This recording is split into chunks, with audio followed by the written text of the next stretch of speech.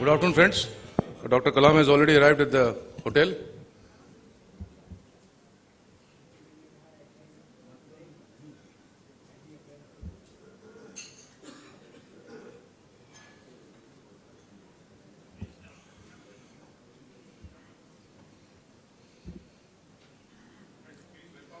Ladies and gentlemen, please welcome Dr. APJ Abdul Kalam, former President of India.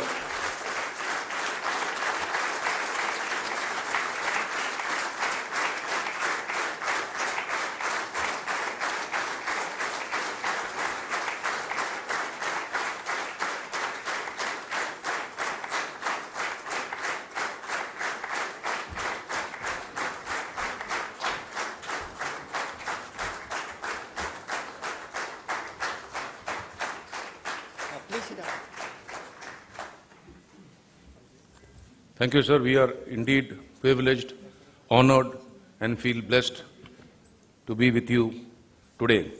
I would request our chairman to welcome Dr. Kalam with a shawl and a bouquet.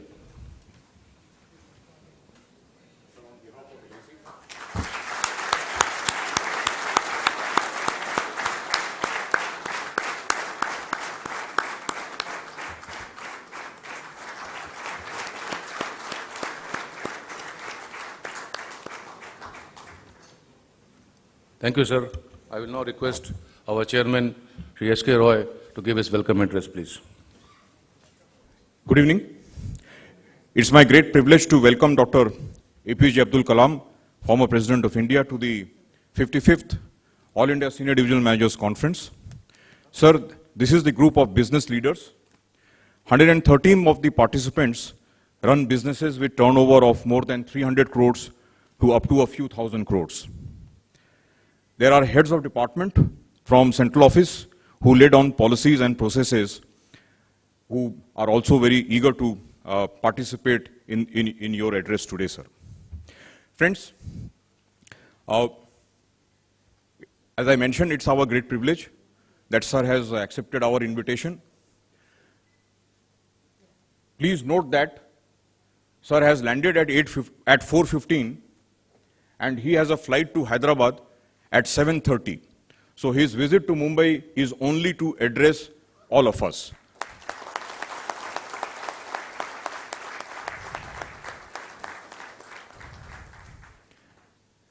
Friends, Avul Pakir Zainal Ubiddin Abdul Kalam, our respected sir, was the 11th President of India from 2002 to 2007.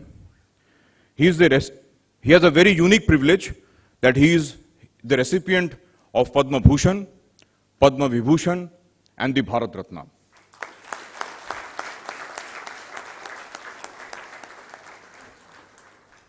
Born on 15th of October 1931 in Rameshwaram in Tamil Nadu, Dr. Kalam studied aeronautical engineering at the Madras Institute of Technology. He played a key role in the development of India's first satellite, the SLV-3, which launched the Rohini satellite in 1980. Thereafter, he has created a tremendous record of research and guiding the space and missile movement in India. Sir, since the day you kindly consented to address this conference, tremendous enthusiasm is running through the corporation. This is another testimony of your magnetic and inspiring personality. Friends, we are very privileged to have Dr. Kalam with us. He has been called many things, but I thought another very apt description of sir would be a saintly scientist.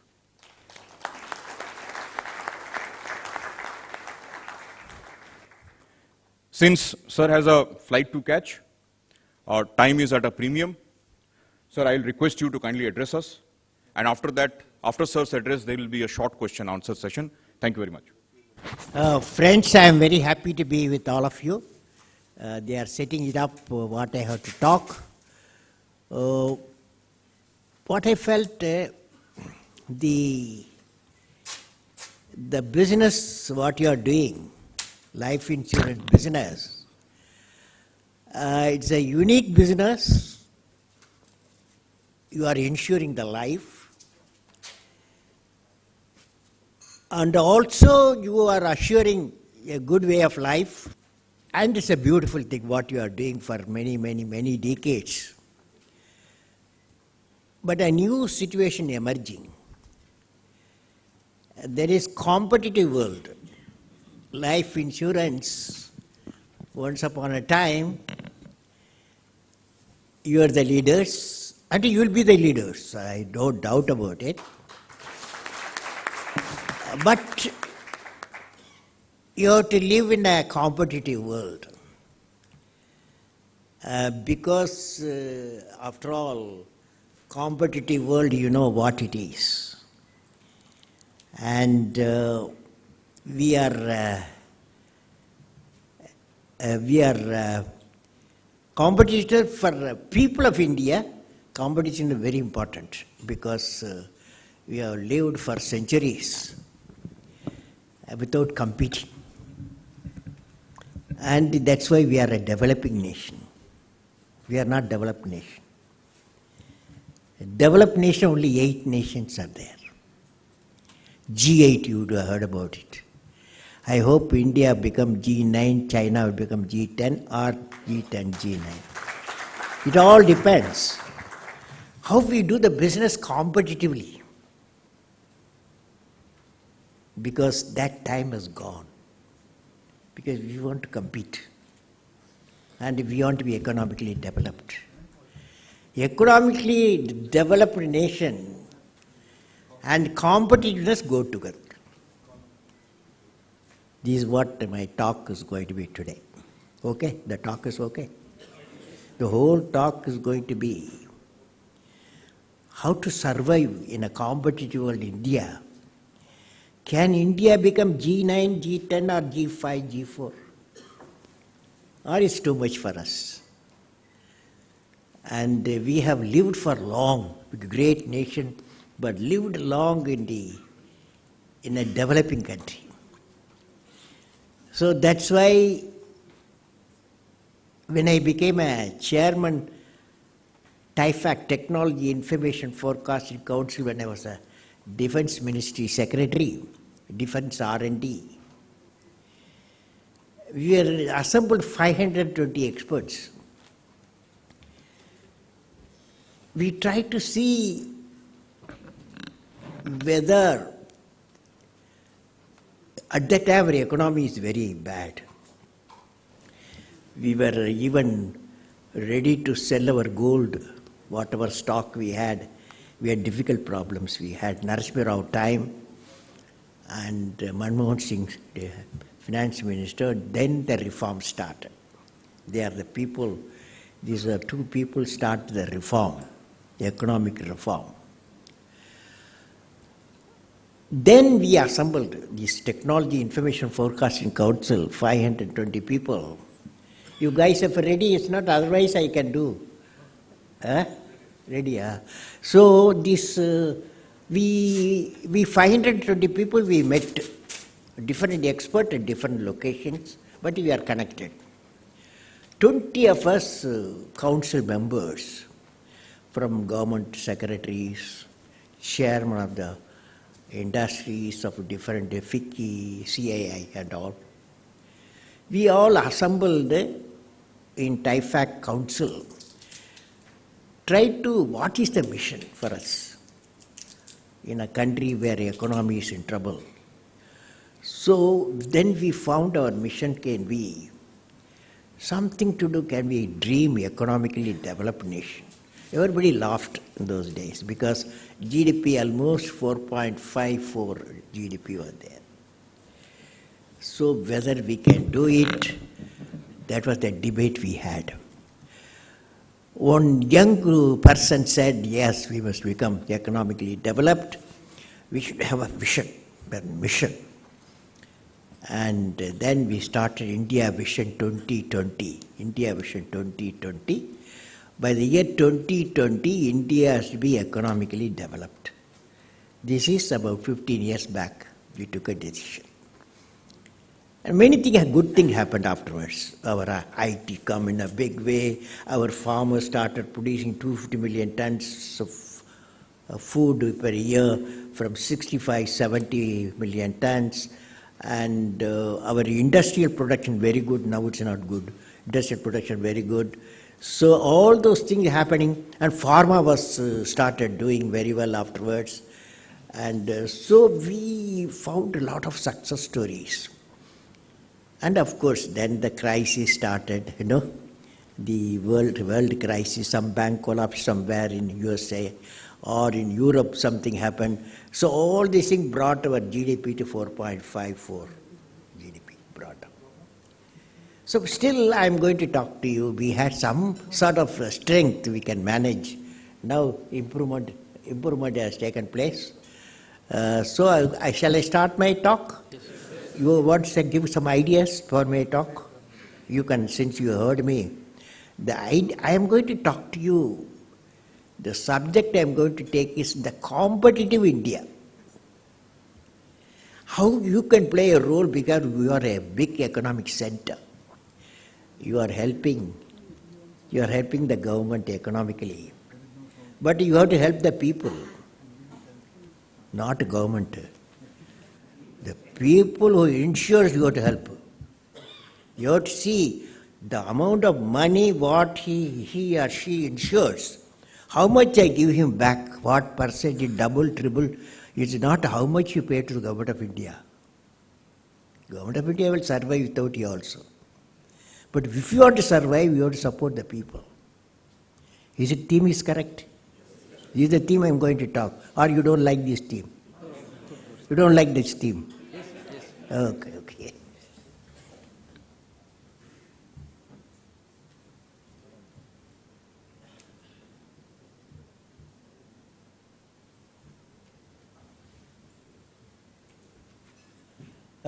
Friends, good afternoon to all of you.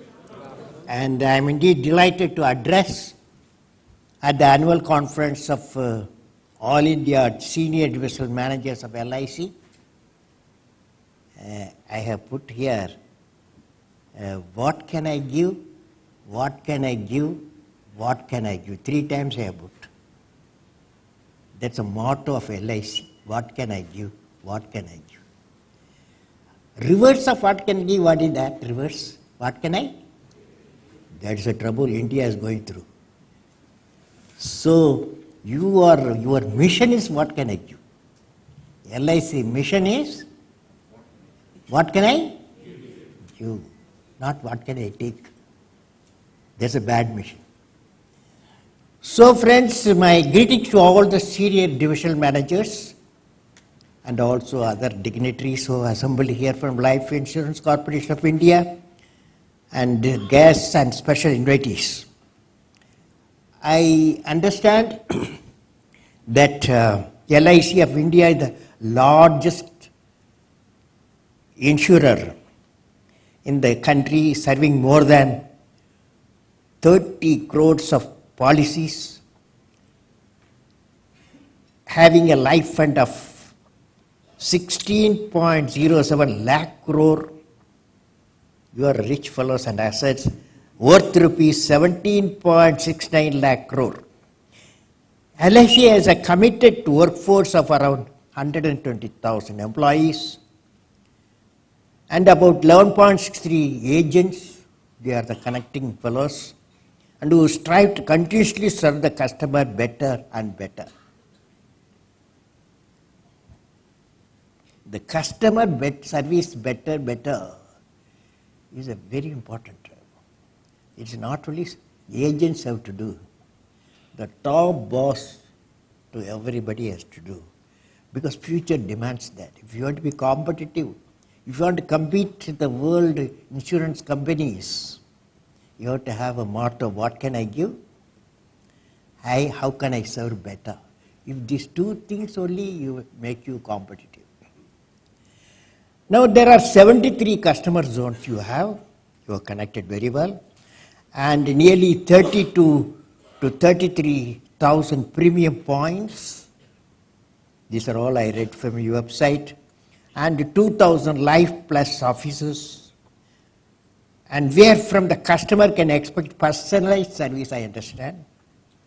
In the insurance sector, the LIC has a market share 68% among the 25 insurance company is going to increase. 25 insurance company going to, because our billion people, naturally everybody want to come to India. So you don't get satisfied. You're going to be 25 insurance companies. More competitive insurance company going to come. More competitive. My greetings to LIC leadership and management, administrators, development officers, agents for achieving their success. I would like to share my thought. The topic I have selected, I hope you like it. What I will be remembered for. The topic for you, next 30 minutes I am going to talk what I will be remembered for. Because each one of you assembled here, by name you should be remembered. So you ask, for example, you see this light. See this light. See the bulb. Immediately you remember a guy. You ask your child, your boy or girl, they will say it's Thomas Alva Edison. Okay? When the aircraft sounds here, you ask your children, they will say it's Wright brothers. When the telephone bell rings, whether it's a mobile telephone or real telephone, they will say it's Alexander Graham Bell. Your children will say. Because we remember them. They have given us. Same thing in the Indian scientist. One Indian scientist asked a question. He traveled 1920s. He traveled from London to Calcutta. And he saw in the sea, the horizon was blue, sea was blue, and sky was blue. He asked why. Of course, he has to do the research for 9 years. Then he found that sky is blue, sea is blue at the horizon because of backscattering of the light. For he got a Nobel Prize. Sir C.V. Raman. So they are all remembered. Now, since you are all senior divisional officers, leaders in the LIC, at the end of the meeting you have to ask yourself, you have to write a small, in computer screen you write, or write in a small paper, what I will be remembered for. That means you have to do something. The whole division will remember. Or few villages will remember. We have 600,000 villages. Nowhere in the world has got such a population, 600,000 villages, where 750 million people live there. 75% of people live there. What you have done? LIC, what you have done? To 600,000 villages, 750 million people, you ask yourself, what I have done? Then you will be remembered. If you have an answer, what you have done to your village, or villages, or cluster of villages, then you will be remembered. It is not what you have done to the government of India. That is your duty.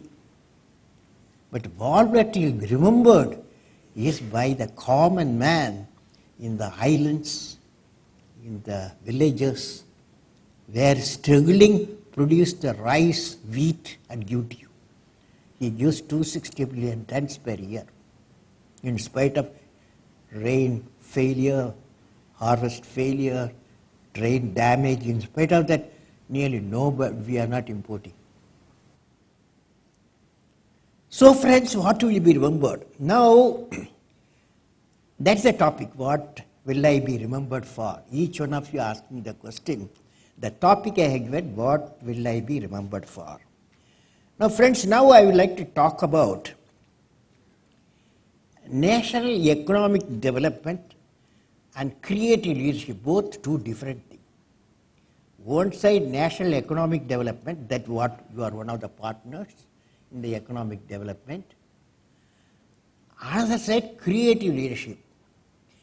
I am trying to find a link between the economic development and creative leadership.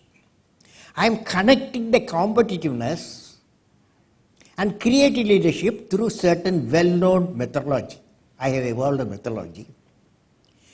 You can participate in the evolution of competitive world to a creative leadership. Competitive world will have a creative leadership. See, for example, 600,000 villages, LIC, what it has done? A question. 600,000 villages, where max not Bombay people, Mumbai people, don't worry. Such type of people, only 300 million people.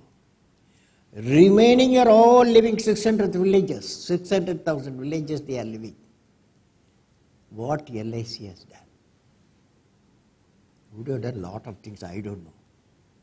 But that's the question, you have to get an answer. Friends, what I'm trying to do, a prosperity of the nation is empowered by the economic development and great human character. Do you agree? The prosperity of the nation is empowered by economic development. You all agree. Now I am having a formula. So I am going to develop a formula. You are participating. I am saying, my first statement, the nation's economic development is powered by competitiveness. Nation's economic development is powered by competitiveness. Any dispute on that?